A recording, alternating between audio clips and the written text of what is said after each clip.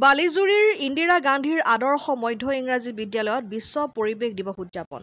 সমগ্ৰ বিশ্বৰ লগতে ৰাজ্যৰ বিভিন্ন প্ৰান্তত ৫ জুনৰ দিনটোত বিশ্ব পৰিৱেশ দিৱস উদযাপন কৰা হয়। গছ থাকিলে মানুহ থাকিব এই বাক্যশাৰী সাৰোগত কৰি বালিজুৰী খেৰবাৰীস্থিত ইন্দিৰা গান্ধী আদৰ্শ মধ্য ইংৰাজী বিদ্যালয়ত বিশ্ব পৰিৱেশ দিৱস উদযাপন কৰা হয়। এই উদ্দেশ্যে বিদ্যালয়ৰ ছাত্ৰ-ছাত্ৰীয়ে বনানীকৰণৰ ওপৰত গুৰুত্ব দি বিদ্যালয়ৰ মূল গেটৰ সন্মুখৰ পৰা এক সমদল বাহিৰ কৰে।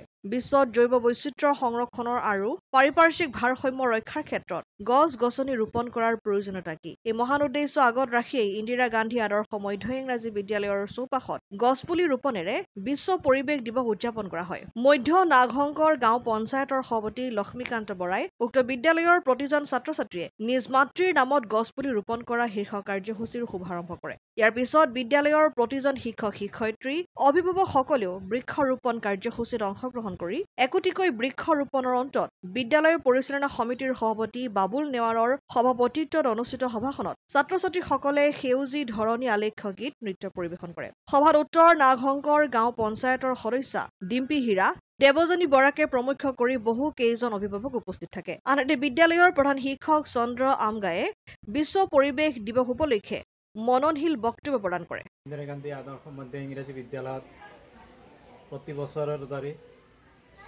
৫ জুন তাৰিখ বিশ্ব পৰিৱেশ দিৱস পালন কৰা হয়। আজি প্ৰথমতে কাৰ্যসূচীৰ মতে আমাৰ এই অঞ্চলৰ এজন বিদ্যালয়ৰ শুভাকাংক্ষী তথা চতিয়া আঞ্চলিক পঞ্চায়তৰ প্ৰাক্তন সভাপতি, বৰ্তমান মধ্য নাগশংকৰ গাঁও পঞ্চায়তৰ সভাপতি লক্ষ্মীকান্ত বৰাদেৱৰ উপস্থিতিত আজি বৃক্ষৰোপণ কৰা হয়। আৰু আজি লগতে আমি কেইজনীমান বিদ্যালয়ৰ ছাত্ৰ ছাত্ৰীৰ মাক আমি মাতিছিলোঁ। তেখেতসকলৰ দ্বাৰা কেইজোপামান গছজোপা ৰোৱা হয়। আৰু লগতে আমাৰ বিদ্যালয় পৰিচালনা সভাপতি আছিল আৰু লগতে আমাৰ কেইজনমান বিদ্যালয়ৰ মাতৃগোট আৰু পৰিচালনা সমিতিৰ সদস্যসকলৰ উপস্থিতিত আমি বিভিন্ন কাৰ্যসূচী পালন কৰিলোঁ। লগতে আমাৰ এখন এই বৃক্ষৰোপণৰ কাৰ্যসূচীৰ লগতে আমি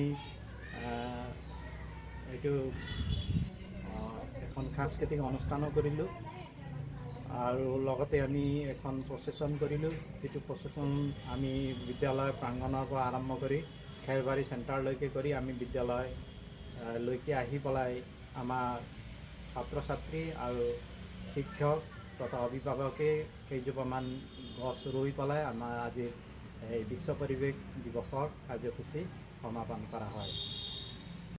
জামুগুৰি হাটৰ পৰা ৰাতুল হাজৰিকা ৰিপৰ্ট, অসম আদিত্য।